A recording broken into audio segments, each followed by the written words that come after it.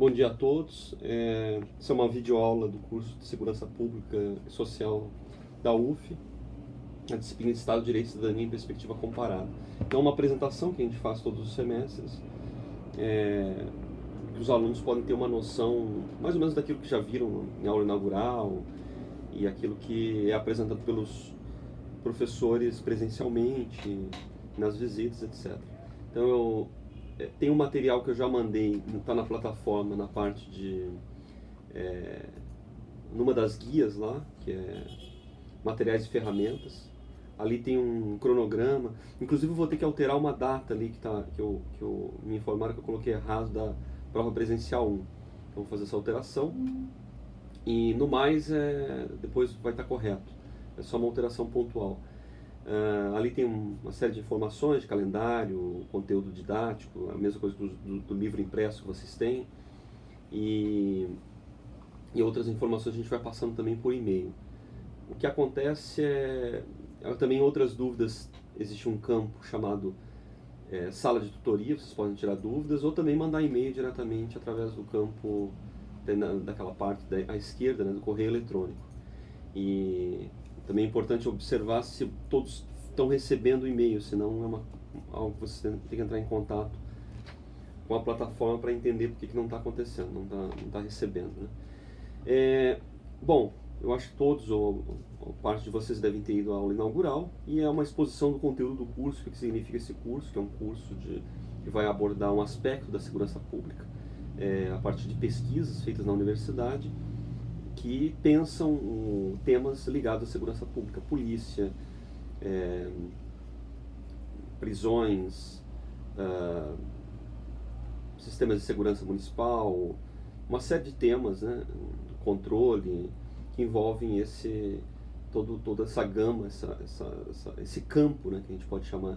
É difícil falar de segurança pública como uma ciência, mas a gente pode falar mais seguramente como um campo, porque ela envolve uma série de ciências, né, que estudam. É igual você falar da medicina. A medicina em si talvez não seja uma ciência, mas ela é composta de várias ciências. A segurança pública é uma coisa análoga, porque tem várias ciências que estão em comum tentando entender esse fenômeno, né, e explicar esse fenômeno, etc. É isso que a gente tenta fazer aqui, munindo vocês de instrumento para fazer uma melhor leitura daquilo que se produz, daquilo que se pensa em relação à segurança pública. Obviamente todos têm uma capacidade técnica que não é nenhum objetivo do curso se igualar ou concorrer, né, porque todos são profissionais e o propósito do curso é esse, são pessoas que já estão na área, e então não há uma noção de concorrência com o âmbito, digamos assim, profissional, né? Uma coisa mais grosseira dizer o seguinte: ninguém vai ensinar aqui um policial dar tiro, né? Esse é o ponto. Agora a gente vai tentar ajudar a compreender melhor os fenômenos, a começar com disciplinas que chamam propedêuticas, né, básicas, de ciência política, sociologia, né, são matérias introdutórias. E é isso que a minha parte aqui dentro. Então, tento trabalhar, misturar um pouco o conteúdo do escrito, que é disponibilizado para vocês, com um conteúdo das mídias ali na plataforma. Então, imagens, vídeos, tem textos ali de fóruns, né? Assim, a cada 2 aulas mais ou menos, tenta abrir um fórum, 3 aulas, dar umas pausas. Agora tem 2, a gente vai dar uma pausa depois. Mas então são fóruns ali que vocês podem apresentar questões, opiniões, e claro, a ideia também é que seja tudo muito bem embasado, que haja um estudo em relação àquilo, né, uma análise, para não ficar uma coisa apenas um opiniático, como se fosse um chat de um fórum de G1, entendeu? De notícias. Tem que ser uma coisa mais que a gente suba um pouco de patamar. Esse é o propósito dos fóruns, e a gente se conhecer também e discutir ideias e aprender todo mundo em conjunto. Uma coisa também que sempre existe em quase todas as aulas da minha disciplina, no caso, Estado de Direito e Cidadania, enquetes, né? Eu peço para vocês participarem, que é importante para a gente. E no mais são uma parte das avaliações, que são as ADs, né? avaliações à distância, que vocês fazem à distância. Em geral são pequenas respostas ou, no caso, respostas, né, de questões de múltipla escolha, como no caso que agora das 3 deste semestre, dessa primeira parte, né, da nossa disciplina. E aí a outra parte das avaliações são as APs, que são as avaliações presenciais, né? No caso da nossa disciplina, é uma coisa que, como é que a gente faz? São provas discursivas. Então, normalmente são 2 questões, vamos ter que escolher uma. A primeira AP, ela compreende da aula 1 à aula 7, a segunda das 7 a 14. E não há nenhum mistério, são questões, assim, em geral, talvez um trecho de um livro, ou alguma coisa que a gente trabalhou, seja no conteúdo em livro, seja no conteúdo abordado em uma videoaula ou num fórum. Eu procuro dar uma dica, assim, uma lembrança, porque como é muita coisa, então normalmente o que a gente acaba abordando aqui em videoaula, como eu tento atualizar o conteúdo, é o que cai nessas provas, né? Então, assim, mas não tem mistério, é uma coisa assim que é uma prática, né? Um exercício de aprendizado em relação à escrita, ao desenvolvimento de argumento, que isso é importante. É o nosso exercício aqui de desenvolver um argumento. Bom, mais uma vez, se vocês tiverem dúvidas, questionamentos, eu sei que, como é muita gente, é difícil, e também eu vou abrir aqui um outro Hangout paralelo no Google, se alguém tiver algum problema nessa plataforma, mas por enquanto está tudo bem. Se vocês tiverem alguma dúvida, algum comentário, pode escrever ali. O ideal seria que todo mundo estivesse falando ao mesmo tempo, mas visualizando um ou outro, mas isso geraria uma incapacidade do sistema, né? Então a gente trabalha dessa maneira. Mas, por favor, vocês escrevam ali, comentem, e qualquer coisa eu interrompo, vou lendo, etc. Então acho que essa parte breve, né, de apresentação da disciplina, do curso também de maneira geral, porque você já tem vários materiais que ajudam nesse sentido, então eu não vou ficar repetindo.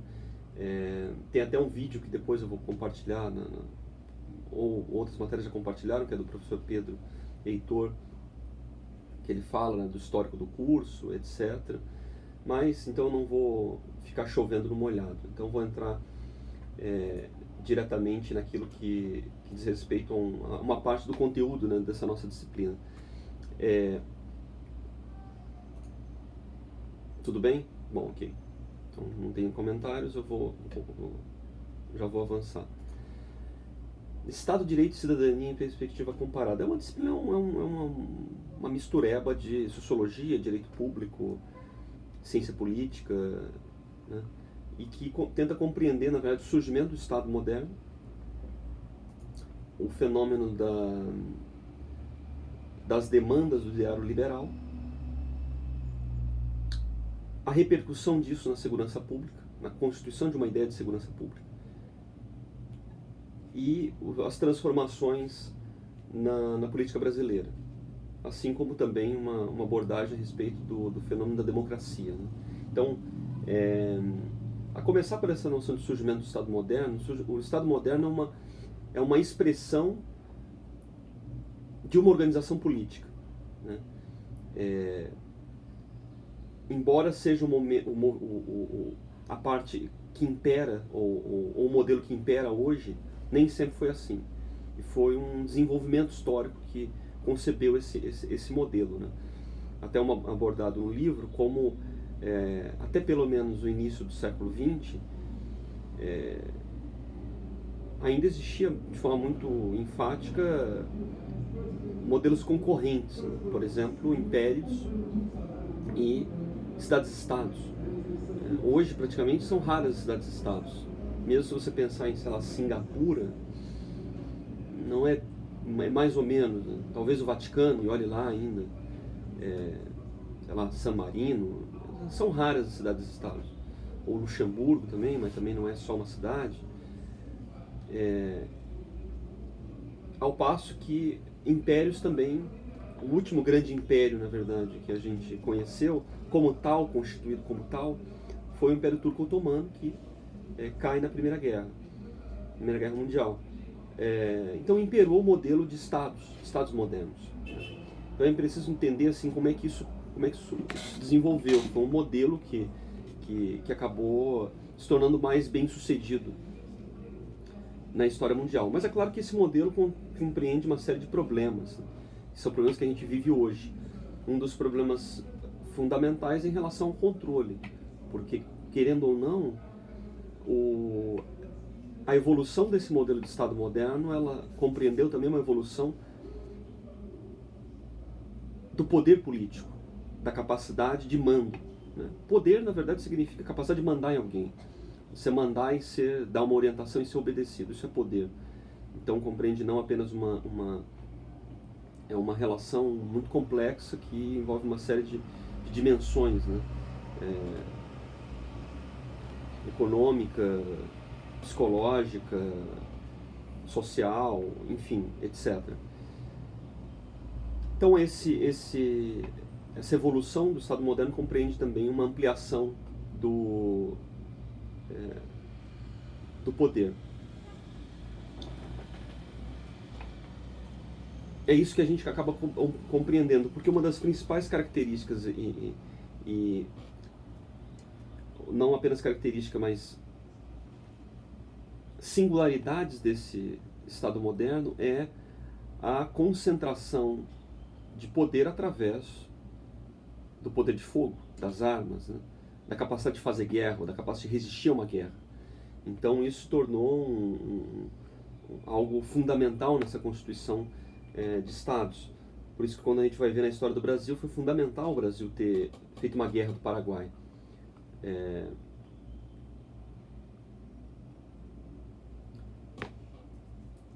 Então isso foi fundamental para afirmar esse poder do Estado, esse Estado moderno. Eu vou tentar até falar mais pausadamente, por conta desse áudio cortado, né, que alguns estão relatando. Então talvez ajude. Eu não sei se o áudio cortado tem a ver com o meu computador ou com o de vocês, a gente não sabe.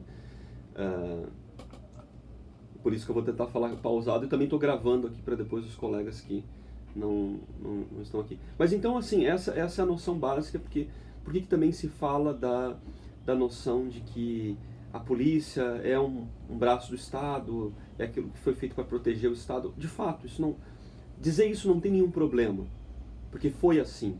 Tanto que há um erro assim crasso, na maior parte das abordagens sobre a história das polícias no Brasil, que aborda uma maneira muito tosca e muito primária de dizer o seguinte: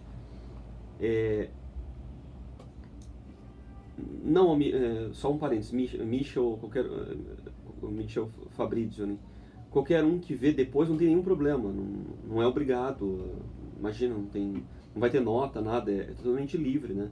Ouvir aqui, é só porque talvez para quem tá agora é interessante para ter uma certa interação. Vocês podem jogar alguma dúvida, eu posso responder na hora, né? Mas não perde nada, vai estar gravado, vai estar no YouTube, é a mesma coisa. E qualquer coisa, às vezes eu oriento a reiniciar, dar um reload ali no navegador, pode ser que ajude, né? Ou fechar outras telas, fazer alguma coisa desse tipo para ver se limpa. E se muita gente estiver com problema, aí eu reinicio, né? Mas não tem problema, tranquilo.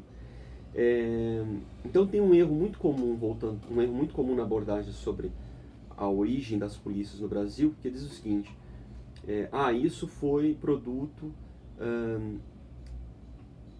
foi feito para proteger a família real.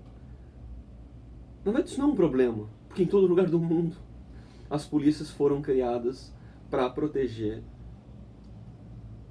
a lei e ordem do Estado. Então, assim, não tem... A polícia inglesa, a polícia moderna inglesa também, a polícia metropolitana de Londres, né? O primeiro patamar, assim, de objetivo era lei e ordem, proteger, sobretudo, os palácios reais, os poderes políticos, né? Proteger aquele Estado. Então não há nenhum assim, é uma constatação, não pode ser um motivo assim de problematização, tá? É uma mera constatação, e isso é isso. À medida em que há o processo, aí a gente liga também com o fenômeno do processo de democratização. Na medida em que a ideia de que mais pessoas participem da atuação política compreende que mais pessoas precisam ser protegidas ou estão constituídas naquilo que a gente chama de sociedade. Então é mais ou menos por aí, né, a ideia. O que acontece? Por que a gente observa nesse curso esse fenômeno do apelo liberal? Porque há praticamente 3 grandes famílias ideológicas que dão movimento desse mundo moderno: o liberalismo, né, o conservadorismo e o socialismo. Então o liberalismo puxa para frente, vai para frente, com uma linha de abertura, né? O socialismo tenta esgarçar isso, para ir mais além, e o conservadorismo tenta frear. As três famílias ideológicas são famílias ideológicas de apelo moderno. Todas já estão na modernidade.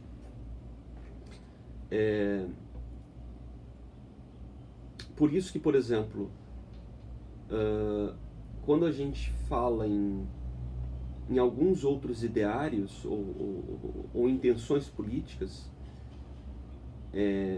alguns conseguem ou tentam escapar desse apelo moderno. É muito difícil porque isso cria uma bolha quase intransponível, na verdade. É muito difícil escapar desse mundo, né? Nós estamos mergulhados no mundo moderno, burguês, hoje, na verdade, extremamente cosmopolita. Desde os anos 2000, por exemplo, o mundo se tornou mais urbano do que rural. Isso muda todo o patamar de vida das pessoas. A concepção do tempo, a circularidade da natureza não é a mesma, tá? A gente poderia estar aqui gravando a 1h da manhã, eu cheio de luzes. Eu poderia dizer que estava em Nova York gravando a luz do sol. Então, assim, a gente tem uma outra... quando, sei lá, no século XVI isso seria impossível, né? A gente tem uma alteração tão profunda na nossa noção de cotidiano, e se respeitava mais um ciclo da natureza. Então toda essa noção aí muda completamente a nossa abordagem, o nosso cotidiano, o nosso modo de funcionar cotidianamente. E particularmente agora o Brasil praticamente está na 3ª geração, digamos assim, de pessoas já enraizadas mais no meio urbano do que no rural, né? É a partir dos anos 60 que o Brasil empata entre o mundo rural e urbano, e a partir de então há uma avalanche de crescimento da vida urbana, né? Então, na verdade, nós agora estamos praticamente na 3ª geração de pessoas que realmente são, não diria nem urbana, é cosmopolita, porque mesmo cidades ou vilas ou regiões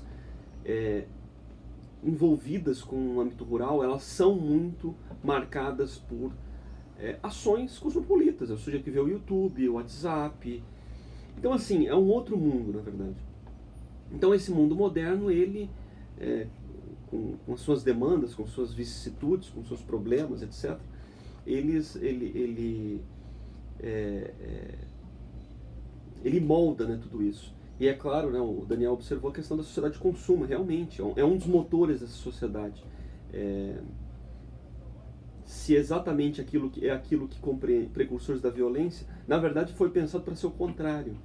Porque uma das coisas que marcam esse fenômeno, esse mundo urbano, esse mundo cosmopolita, é justamente a capacidade do comércio. E no ideário liberal, o comércio ele funciona como um substituto da guerra, tá? A gente poderia voltar para Esparta e Atenas. Esparta era uma sociedade guerreira. Toda a sociedade guerreira ela tem dificuldade de fazer comércio, porque a vida é rápida, os jovens morrem cedo, é tudo voltado para a guerra. Atenas tinha um envolvimento comercial muito profundo. Eles já pegaram as rotas comerciais, por exemplo, dos fenícios. Então era uma coisa assim, conseguiram produzir mais, inclusive a filosofia, a ciência, etc, etc. Então isso tem tem uma mudança, né? Então a expectativa é que, na verdade, o comércio ele substituísse a guerra. Então, no mundo cosmopolita, no mundo moderno cosmopolita, isso se tornaria mais comum. A questão é que, na verdade, você não abafou ou combateu totalmente o mundo guerreiro, né? Ainda é um fenômeno que está na natureza da sociedade humana. A gente pega, por exemplo, o Rio de Janeiro. O que é uma sociedade, uma sociedade guerreira? É o Comando Vermelho.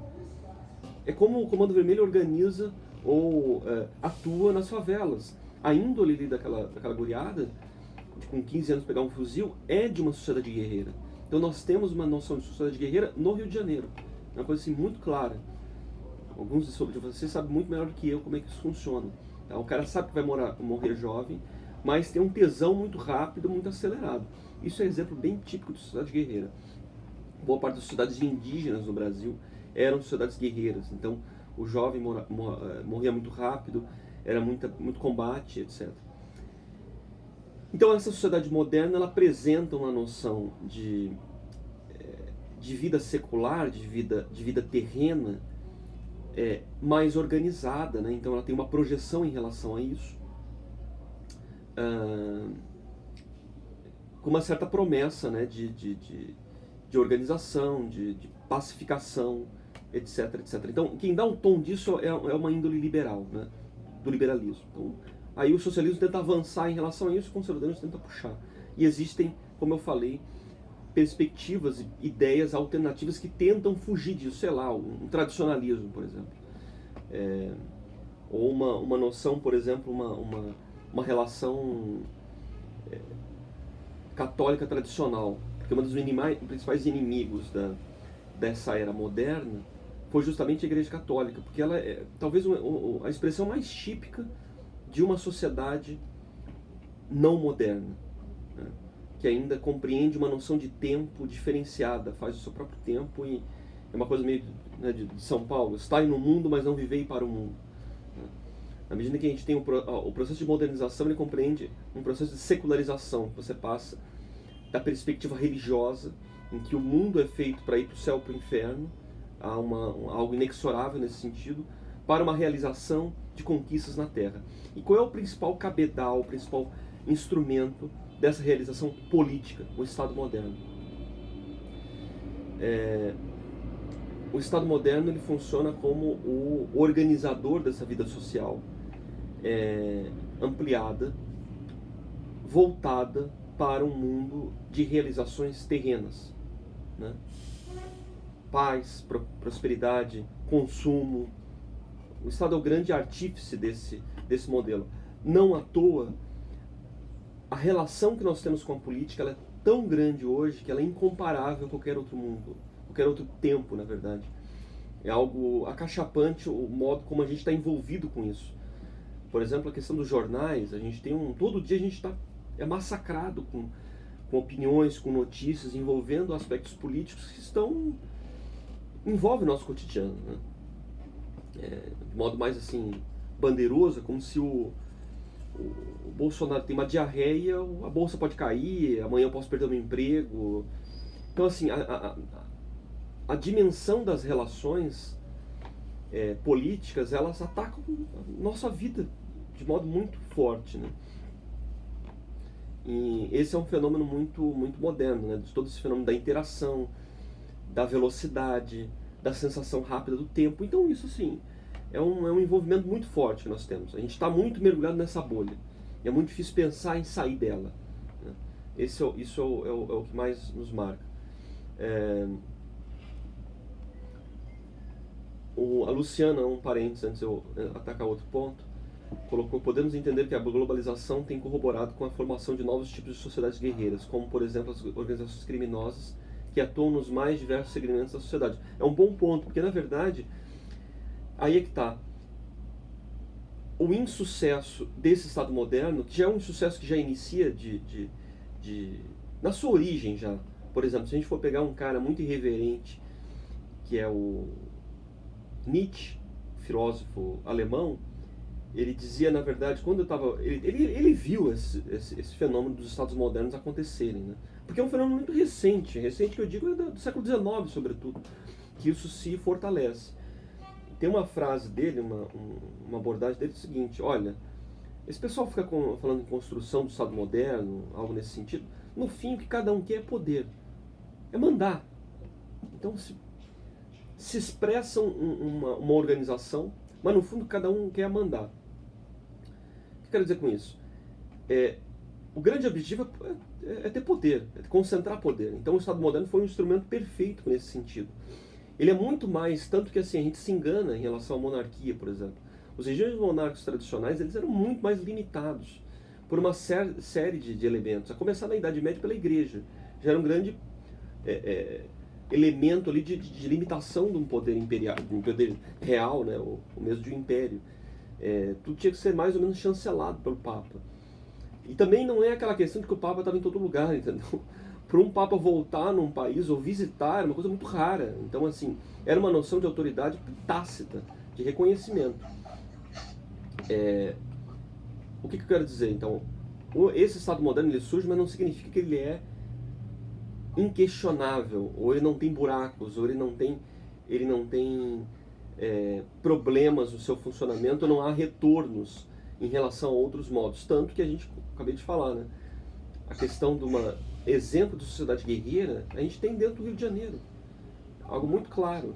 E, como a Luciana falou, nesse mundo globalizado, eu acho que a gente consegue perceber melhor esse fenômeno. Por exemplo, as máfias e o funcionamento de certas máfias, que sempre foram espaços cinzentos no funcionamento desses estados, que você sempre precisou mais ou menos dessas organizações para ter um funcionamento para exercer certas atividades, né? E as máfias funcionam numa lógica diferenciada, muito mais tradicional, de reconhecimento de hierarquia, etc., do que um Estado, né? Seja, por exemplo, a Yakuza no Japão, mesmo na modernização, todo o processo de modernização do Japão, a Yakuza permaneceu e permanece de uma maneira mais tradicional, assim, com o elemento da vendetta, que é da vingança, que é algo que também o objetivo moderno desse Estado moderno é superar isso. Não, você tem um sistema de justiça que supera essas expressões antigas, né, ou tradicionais de exercer um justiciamento, uma justiça. Tem todo E aí é interessante como, na verdade, a gente percebe a permeabilidade desse mundo moderno em relação a modos de vida e organização que são praticamente antagônicos a ele. Até porque, olha só, se vocês observarem a evolução do sistema, dessas brigas aí das ideologias, quando eu disse que o socialismo alarga, ele quer avançar aquilo que seria mais radical do liberalismo. Por isso que, por exemplo, várias expressões de práticas socialistas no mundo tentaram inicialmente, sobretudo, acabar com a família, por exemplo. Você pegar a Revolução Russa de 1917, inicialmente era um mundo de orfanatos. Depois eles viram que aquilo ali era absurdo e não criaria pessoas organizadas, era um caos, voltou atrás. Logo voltou atrás, mesmo já no fim da vida, o Lenin já viu que era um problema aquilo ali. Mas a destruição da família é um dos elementos, que assim como destruir a igreja, é um elemento de destruição desse mundo pré-moderno, digamos assim. A Viviane disse que está impossível entender e ver a imagem. Vocês vão avisando aí se isso é sempre geral ou... enfim. Daniel Frasio fez um comentário, né? Creio que força, violência e poder sejam feitos para acumular capital e perpetuar esse ciclo vicioso. Não necessariamente assim apenas uma questão econômica, né? Porque a economia é uma expressão de poder, mas ela não é a única. A gente tem vários exemplos nesse sentido, né? A Coreia do Sul, a Coreia do Norte é um país muito pobre, mas tem um instrumento de poder conquistado que exerce pressão sobre o mundo inteiro, inclusive sobre a maior economia do mundo. Mas assim, só voltando ao que a Luciana comentou, eu acho que na verdade o que existe, não só nas sociedades guerreiras, mas expressões de vida não modernizadas e não tão acopladas a esse Estado moderno, são mais perceptíveis pelo mundo globalizado. Enfim, eu acho que assim, isso é uma nota introdutória, muito genérica, né? A gente poderia ficar falando aí de cada ponto durante muito tempo, mas eu queria falar de um ponto em especial, algo que a gente pode voltar em algum fórum e comentar. No surgimento desse Estado moderno, no desenvolvimento, a gente vai ver uma série de teorias que pensam o controle sobre o poder. Seja um controle horizontal, né, entre poderes, e é por isso que, por exemplo, é por isso que a noção de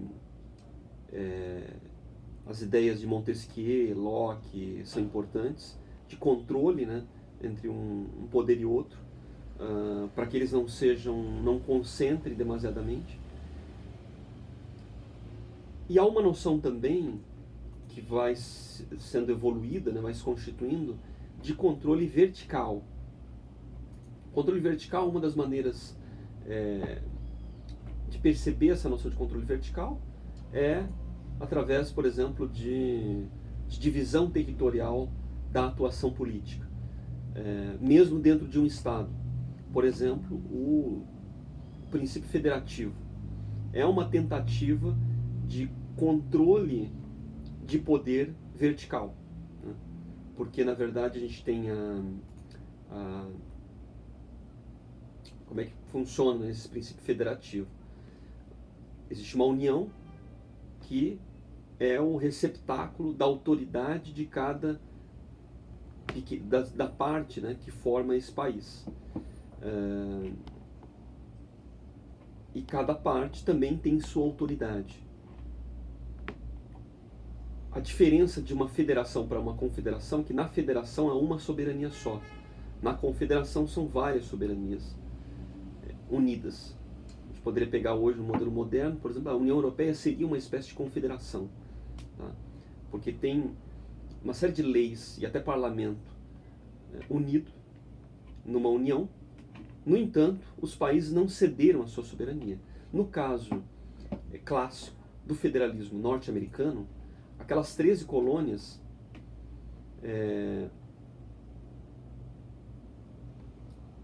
nesse caso dessas 13 colônias,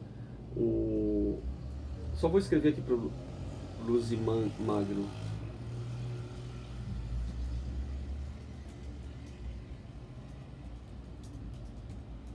Eu vou escrever que ele pode conferir depois pelo YouTube.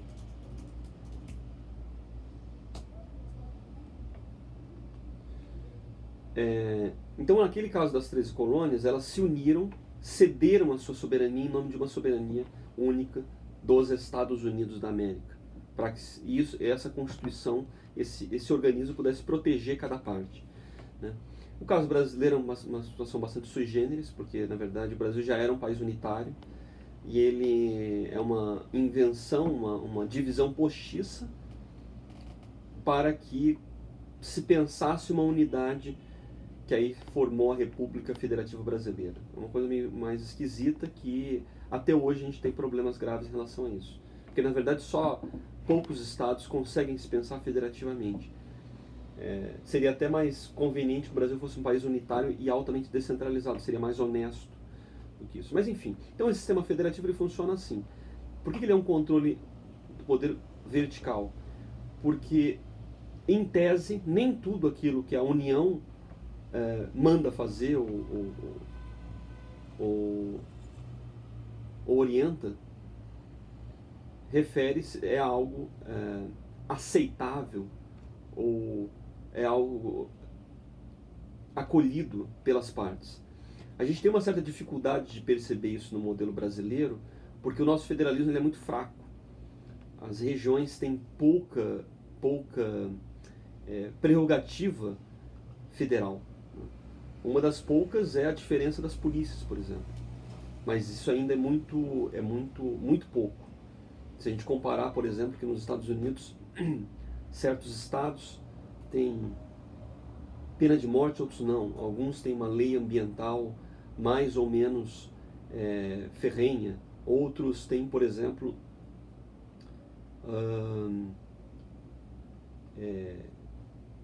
legalização de algumas drogas, né, como a maconha, outros não. Então, você percebe aí a dimensão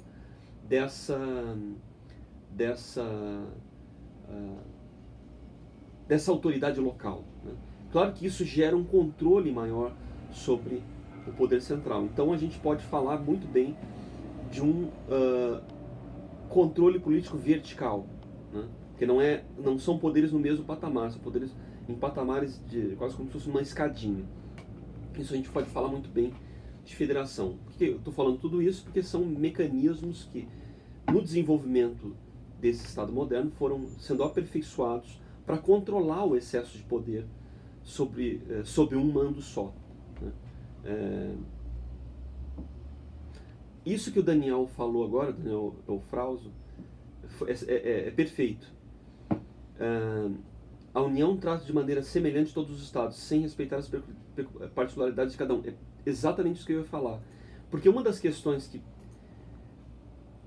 É quase um tema sociológico, de você compreender o seguinte: as regiões não são iguais.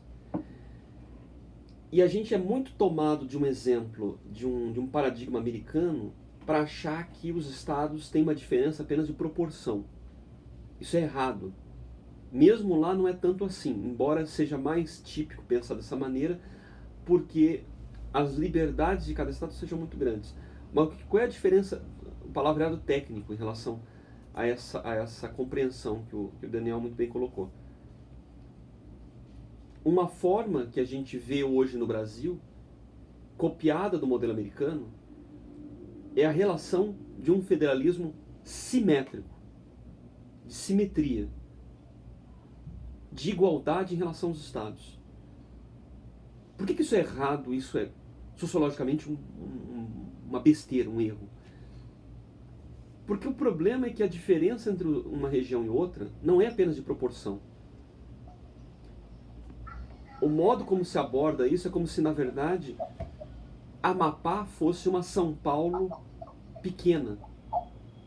Ou, sei lá, Tocantins fosse uma Rio de Janeiro maior. Uma coisa não tem nada a ver com a outra. São naturezas diferentes. Então esse seria talvez uma abordagem até crítica em relação a esse federalismo. E o modelo brasileiro está mais inclinado a um federalismo simétrico. No entanto, pela natureza do nosso país, a gente poderia observar muito bem que o federalismo deveria tender para um modelo assimétrico, em que os estados fossem compreendidos de modo diferenciado, tanto o poder de controle sobre o centro diferenciado, proporcional, por exemplo, à sua representatividade, porque aí a palavra também compreende uma outra noção que diz respeito ao controle político, a representatividade, né? Ou até menos em relação à ideia de controle político, mas mais uma ideia de atuação ou participação política, né? Você consegue obter ser partícipe dessa atuação de poder através da representação. Então os estados têm uma representação na União, tudo isso. A questão é que, na verdade, essa representação, isso poderia ser compreendido de modo mais equânime, correlativo à real existência de cada lugar. Por exemplo, hoje a gente sabe que é uma limitação constitucional para que o número de deputados de cada estado. A população de São Paulo ela é muito maior, e mesmo do Rio de Janeiro ou de Minas, ela é muito maior do que a população do Acre, ou do Amapá, ou de Roraima, ou de vários estados do Nordeste, ou de quase todos eles. Mas a população do Sudeste ela é extremamente subrepresentada porque ela tem um limite de representantes do teto constitucional. Então esse é um problema grave que a gente percebe. Um problema gravíssimo. De alguma maneira é muito fácil dizer o seguinte: o Norte e o Nordeste mandam mais no país do que o Sul e o Sudeste. O Sul ainda não é tanto problema porque a população não é tão grande quanto do Sudeste, mas o Sudeste, em termos de representação populacional, é muito subrepresentado. Então tem um problema de equilíbrio aí, nesse sentido. Então, para resumir, né, no gancho que o Daniel deixou, uma diferença que a gente tem que entender do federalismo simétrico para o assimétrico. Porque aí a gente já vai entrando num outro debate, né? A gente começou a falar de controle de poder, controle horizontal, né? Que é aquilo que está mais ou menos no livro, e o fenômeno do controle vertical. É interessante para nós entender essa questão do controle vertical, porque justamente a segurança pública ela está no âmago da autoridade dos estados no Brasil. Então é interessante perceber isso. É o fenômeno federativo que provê a capacidade dos estados terem um espaço de autoridade em relação à União. Isso já foi mais ou menos forte na história do Brasil, por exemplo, né? E a gente sabe que, por exemplo, tem polícias no Brasil que não, diferente até do Rio de Janeiro, que não tem essa facilidade ou essa permeabilidade em relação à autoridade da União. O Rio de Janeiro, como é um estado muito sui generis, na verdade o estado do Rio de Janeiro é um estado inventado em 75, tá? São dois mundos aqui em um só, isso tem que ser revisto, né? Eu até advogo pela noção de dupla capitalidade, que o Rio de Janeiro deveria ser uma segunda capital e refaz os estados que existiam antes. Niterói volta a ser capital do antigo estado do Rio de Janeiro, e o que era Guanabara junta com a Baixada e faz um segundo Distrito Federal, como existe na Alemanha, existe na Rússia, existe no Chile, existe na Coreia do Sul, existe na África do Sul, existe na Rússia, uma série de configurações que compreendem uma noção de dupla capitalidade com diferenças e tal. Isso é outro assunto para a gente conversar depois. O fato é que existe essa noção de que no Rio de Janeiro há uma permeabilidade da força, né, digamos, policial ou de exército nacional dentro do campo estadual. Isso é mais raro a gente perceber em estados como São Paulo e Minas, ou até mesmo Rio Grande do Sul, em que não há uma aceitação tão fácil de uma força nacional aparecer, de uma atuação de exército. Eles fazem de tudo para evitar. Por quê? Porque eu quero proteger a minha autoridade, eu não quero deixar esse espaço, né? Isso é muito interessante, a gente percebe como um poder político tenta resguardar o seu espaço de autoridade. O Luciano comentou aqui a questão da proposta de municipalização dos recursos pelo governo federal. Não vai além desse reconhecimento regional. Na configuração federativa do Brasil, a gente tem o fenômeno dos municípios, né?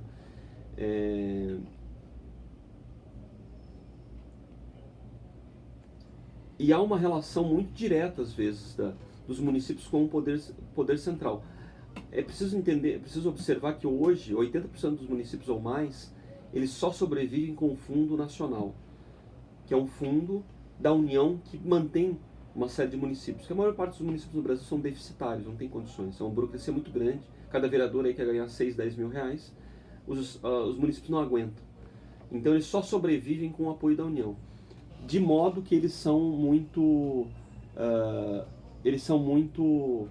deficientes economicamente, muito necessitados do poder central, e às vezes até estadual, né?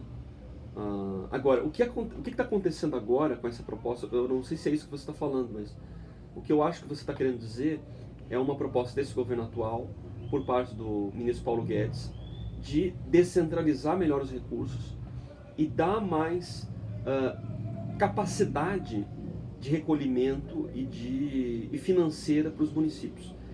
Em tese, isso é muito bom. Isso é muito bom. Porque, na verdade, é o seguinte, o dinheiro que está perto, eu tenho que controlar mais, eu controlo melhor. E esse é o fenômeno. Então, o dinheiro vai estar mais perto, vai estar mais acessível para a população local pressionar e cobrar. Mas eu diria que isso só vai dar certo junto com o Ministério da Justiça e Segurança Pública. Isso só vai funcionar e não vai cair pelo ralo se vier junto com uma pulverização da Lava Jato. Vai ter que ter uma Lava Jato em cada estado, em cada município. O sistema de controle vai ter que ser muito efetivo. Aí, mais uma vez, a gente volta para a ideia de controle, né? Esse Estado moderno, todo esse esquema de Estado moderno, ele gera um excesso de poder. Então, é uma coisa meio louca, assim. Sempre tem que estar criando esse sistema de controle. Sempre, sempre, sempre, sempre. E é claro que quem teve poder e muito poder resiste a isso, endemoniza qualquer noção de controle. É claro que, por exemplo, a gente fala da Lava Jato, trouxe inovações jurídicas, sobretudo da Operação Mãos Limpas italiana, do Instituto Americano, de Direito Americano, né, da noção de delação premiada, para conseguir pegar a balbúrdia que existia. E é claro que quem foi pego endemoniza aquele processo. É natural isso, porque quem tem poder não quer perder poder. Esse é o ponto. E é uma coisa, é uma escalada que não tem recuo. Você não quer recuar. Isso é quase que algo demoníaco, na verdade.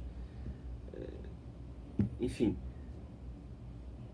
Então, o que acontece? Eu diria que isso que você está falando é muito interessante, essa proposta, e ela é muito interessante, mas ela precisa vir junto com o controle. Ela precisa vir junto com o controle, porque olha só, é muito difícil na natureza humana as coisas funcionando ao Deus dará, as pessoas terem virtudes de controle, né? De controlar aquilo que as suas ações cotidianas. Porque as tentações são muito grandes num mundo tão aberto aí de consumo, de desejos, de paixões, etc. Então esses controles eles são necessários. A tônica outrora, num mundo pré-moderno, ela se aplicava de outra maneira. A ideia de vícios e virtudes, ela permeava a prática de vida.